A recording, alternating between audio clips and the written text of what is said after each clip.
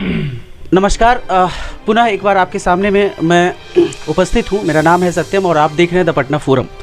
देखिए, आरती छोटू प्रकरण को लंबा खींचे हुए बहुत दिन हो गया। इस पर मैं सवाल नहीं करना चाहता था, लेकिन एक खबर मैंने देखा कल ही, और उसमें सीनियर एडवोकेट हैं सुप्रीम कोर्ट के AP सिंह, वो मीडिया में लगातार एक बयान दे रहे हैं। बयान उनका कुछ यूँ है कि आरती पूरी तरीके से निर्दोष है, उसे सज़ा नहीं मिलेगी, चूँकि आरती के जो सबसे छोटा भाई है वो बोला है कि वहाँ पे जो सीन पे जो क्राइम सीन था, वहाँ पे जो साक्ष्य मौजूद थे, उसके अनुसार जो दोषी हैं वो आरती के घर वाले हैं, मतलब आरती के माता पिता हैं। हमारे साथ हाजिर हैं पटना हाईकोर्ट के वकील शिवनंदन भारती। सर, स्वागत है बहुत जी। बहुत बहुत शुक्रिया आपका। सर, ये जो सवाल मैं कर रहा हूँ, मैं चाह नहीं रहा था कि सब्जेक्ट को, अब मैं चाह रहा था कि आप केस लड़ें और मुकाम तक लाएं, लेकिन सर खबर देखने के बाद मुझे लगता है कि कहीं ना कहीं आम पब्लिक का इंटरेस्ट इसमें और इसलिए बढ़ता है कि इस तरह के जो बयान देते हैं सीनियर लोग सर, और वो भी माननीय सुप्रीम कोर्ट के सर सीनियर एडवोकेट हैं AP सिंह, और वो मीडिया में सीधे कह रहे हैं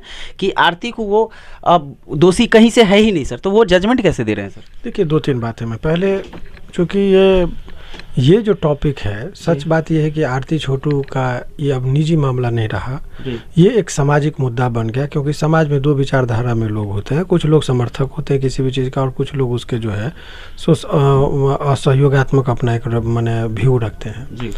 तो 2-3 बार, और इस न्यूज़ और खबर के माध्यम से लोगों को कानूनी बात को पहली बार ये हुआ इस प्रकरण में कि सामान्यतः एक वकील का इंटरव्यू एक आम जनता नहीं सुना करती थी। इसमें पूरे ओवरऑल जब देखेंगे, एक एडवोकेट होने के नाते मुझे भी गर्व हो रहा है कि मैं कानूनी बात बहुत सरलता से उन लोगों तक पहुंचाने में सफल रहा, जिसमें इसमें 4 करोड़ लोगों ने एक एडवोकेट होने के नाते मेरा इंटरव्यू देखा।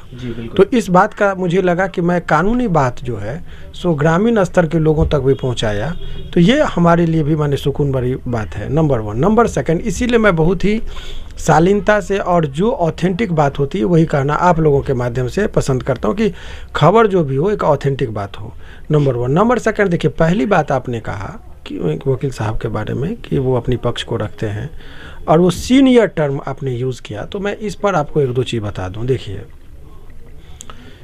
कि बुजुर्गियत जो है वो उम्र से नहीं, अनुभव और अध्ययन से आती है।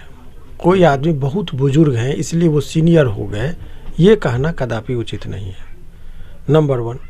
तो हमारे हाई कोर्ट में जब मुझे कोई इंटरव्यू के दौरान जब मेरा परिचय कराते कि सीनियर एडवोकेट, तो मैं उनको रोकता हूँ, क्योंकि मैं जानता हूँ कि सीनियरिटी जो हाई कोर्ट में मिलती है वो उम्र के हिसाब से नहीं मिलता है। हाई कोर्ट की एक कमेटी बैठती है, और उस कमेटी के माध्यम से एक रिकमेंडेशन होकर सीनियर एक प्रकार की उपाधि है। अच्छा। जो हाई कोर्ट के में जो जज साहब होते हैं उनके द्वारा, कमेटी के द्वारा उनको प्रदान की जाती है। उनका ड्रेस वगैरह भी अलग होता है, और सुप्रीम कोर्ट में भी यही प्रक्रिया अपनाई जाती है। तो उसको हम लोग कहते हैं सीनियर डेजिग्नेटेड। तो ये कह देना, जैसे कोई आदमी PhD किया उसके बाद उसके नाम के आगे डॉक्टर लगता है जी, तो वो एक प्रकार का एक विशिष्ट उपाधि है। तो सीनियर कह देना किसी के बारे में, मेरे ही बारे में या किसी के बारे में यदि संबोधन के दौरान कर रहे हैं, तो ये प्रक्रियात्मक एरर हो रही है। तो उस चीज़ों का, और जो मान लीजिए आप नहीं जानते, मैं जानता हूँ, तो मेरा काम है इस बात को, जब कोई टैगलाइन लगाएगा तो मैं अपनी सस्ती लोकप्रियता की वजह से उस चीज़ को नहीं कंटिन्यू करने दूंगा, क्योंकि ये समाज में एक भ्रम पैदा होगा जी। तो इसमें मैं ये कहूँगा कि ये सीनियर टर्म जो लगाएं, तो he is not a senior designated, या मैं नहीं हूँ तो ये सीनियर टर्म को लगाना उचित नहीं, अनुभवी कह सकते हैं आप, नंबर 1। अब दूसरी बात, मैंने आपको कहा कि कोई भी व्यक्ति यदि, पहले ही मैंने कहा कि उम्र के आधार पर आप उसको सीनियर मान लेते हैं। बुजुर्गियत एक उम्र से नहीं, अनुभव अध्ययन से आती है। इसका आप महाभारत काल में भी देखे होंगे, एक प्रकरण आता है कि अभिमन्यु को चक्रव्यूह को तोड़ने की जिम्मेदारी दी जाती है, जो सबसे कम उम्र के होते हैं। वहाँ बड़े बड़े बुजुर्ग होते हैं, भीष्म पितामह होते हैं, अर्जुन होते हैं, धनुर्धर, उसके बाद भीम, सब मैंने एक पर एक, गुरु द्रोणाचार्य से लेकर एक पर होते हैं। लेकिन वहाँ पर तो काबिलियत के आधार पर जो है सो वो आकलन किया था। अब रही बात कि देखिए, मैं यदि इस केस में कोई बयान दे रहा हूँ तो मैं आज प्रवक्ता के तौर पर नहीं दे रहा हूँ, मेरा क्लाइंट है, तो मुझे उसमें निर्दोष कैसे है प्रिजुडिस नहीं करना चाहिए इन्वेस्टिगेशन के दौरान।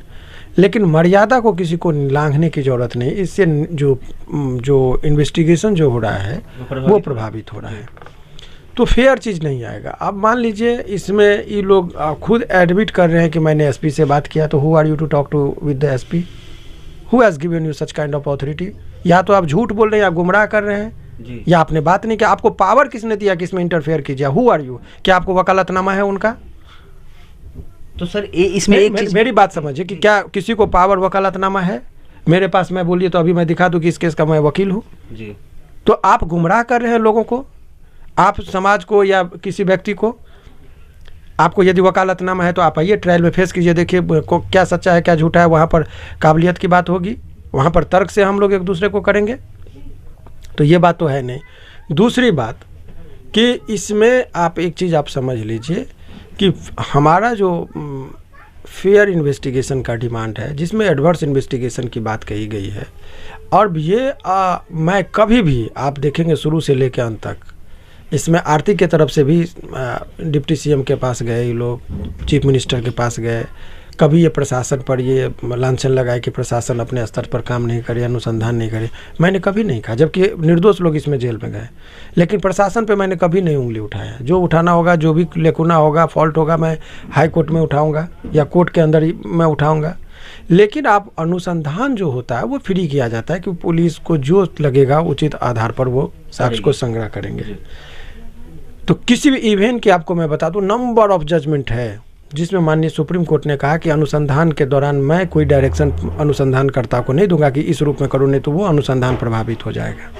वो जब सबमिट कर देंगे तब कोई त्रुटि उसमें हो गई तो हम उसको कहेंगे कि इस तरह से भी अनुसंधान कराइए। लेकिन ड्यूरिंग द इन्वेस्टिगेशन बोलता है कि I can not give any kind of direction. ठीक है।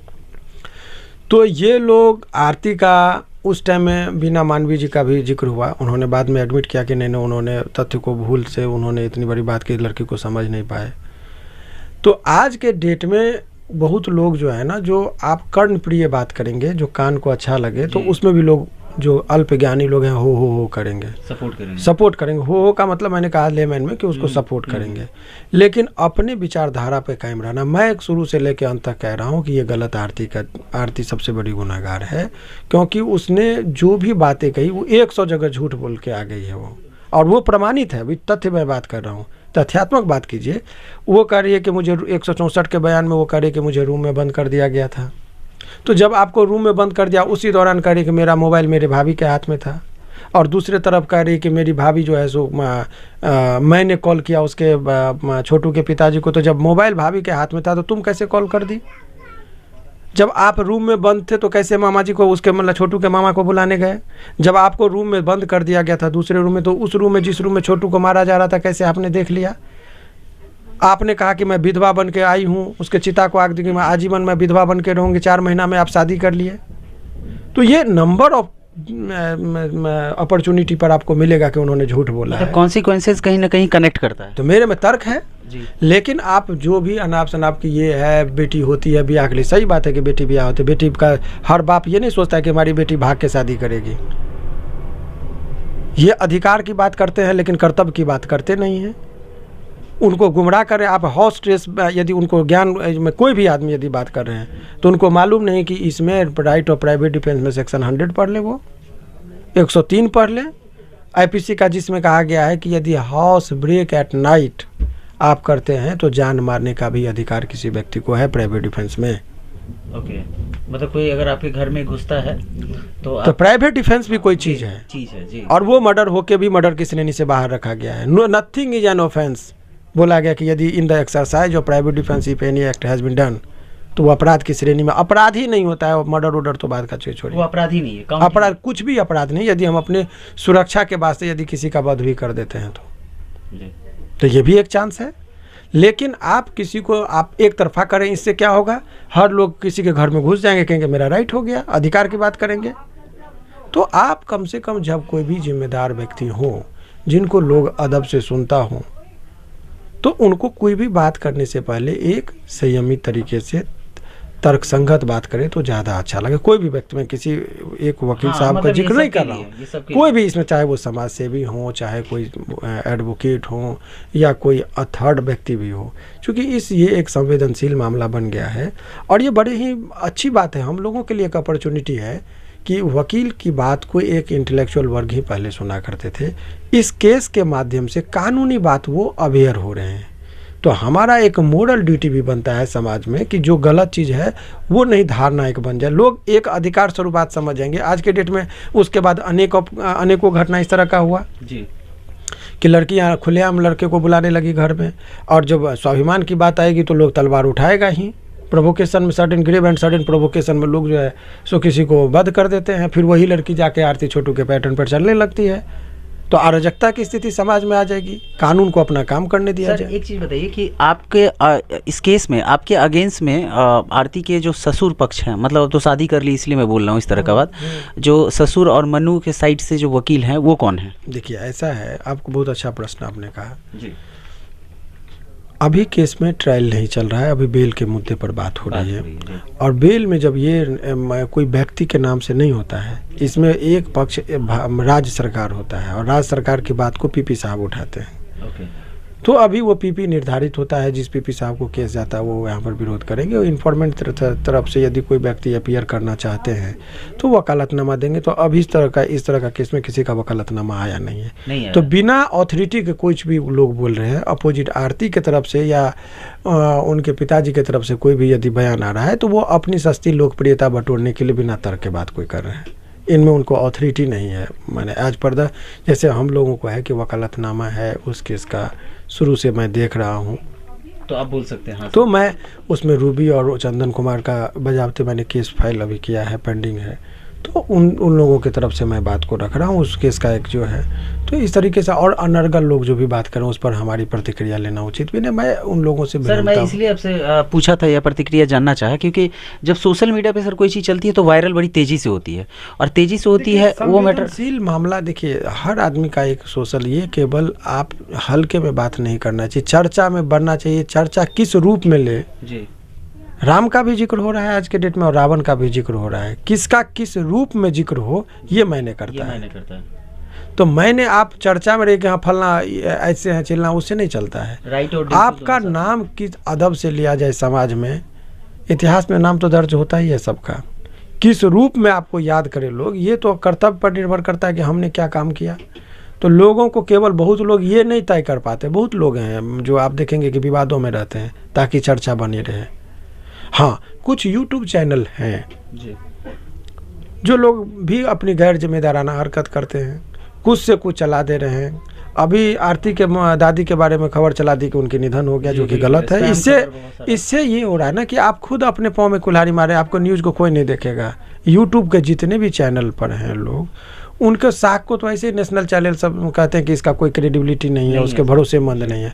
और आप एक आध आदमी के इस तरह के हरकत से कभी चला देंगे, मेरे बारे में चला देते हैं कि ये इनका निधन हो गया, कभी चला देते हैं कि इनका लाइसेंस रद्द हो गया। इस सबसे क्या होगा कि आपका जो चैनल है उसकी क्रेडिबिलिटी ख़त्म हो जाएगी।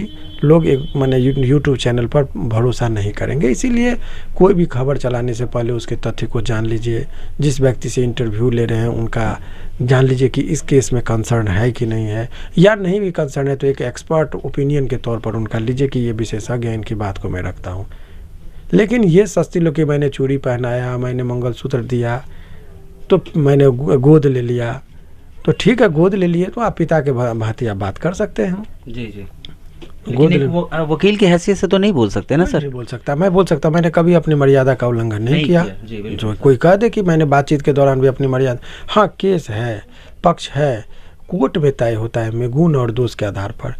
तो अभी मेरा इसमें जो रीट का जो मामला चल रहा है, जिसमें मैंने बताया बहुत चीज़ को, मैं जो दौर चल रहा हूँ वो अभी आपको नहीं भी बोलूँगा, इसलिए कि हमारा केस प्रभावित होगा।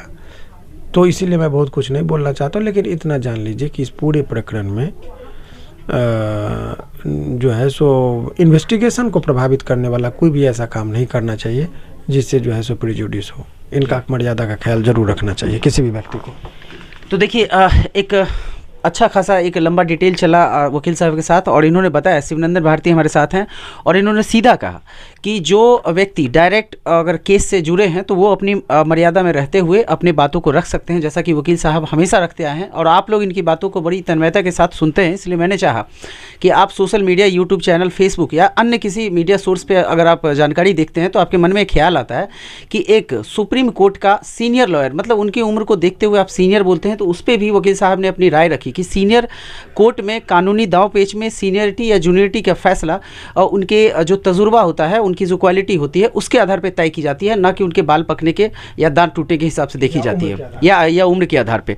तो आप ये जान लें कि आरती के प्रकरण में अगर कोई भी वकील जो इस केस से जुड़ा हुआ नहीं है, अगर वो अपनी बातों को रखता है तो एज ए आम आदमी अपनी विचार को रख सकता है, लेकिन टेक्निकली वो उसके विचार नहीं मान्य होंगे, क्योंकि इससे जांच कहीं ना कहीं प्रभावित होता है और लोग जो सामान्य व्यक्ति सोशल मीडिया पे खबरों को देख के सही मानते हैं वो गुमराह होंगे और आरती के पक्ष में कहीं ना कहीं एक राय बनेगा जो समाज हित में और नैतिकता के आधार पर तो मैं मानता हूँ कि बिल्कुल भी सही नहीं होगा। इसी तरीके से लोग अपनी अपनी विचारधारा बना लेते हैं इस तरह के स्पैम खबरों को देख के। तो आप बचे स्पैम खबरों से। और इसी तरीके से हमारे साथ जो सीनियर एडवोकेट हैं शिवनंदन भारती, सीनियर सॉरी, देखिए फिर हमको टोक दिए, हमारे साथ पटना हाई कोर्ट के जो वकील हैं शिवनंदन भारती, इनका सीधा कहना है सीनियरिटी और जूनियरिटी नहीं संबोधन में होना चाहिए। देखिए मेरे मुंह से निकला और इन्होंने टोक दिया, और तो इनकी बातों को सुने और बने रहे हमारे साथ। आप देख रहे हैं द पटना फोरम, मैं हूँ आपके साथ सत्यम।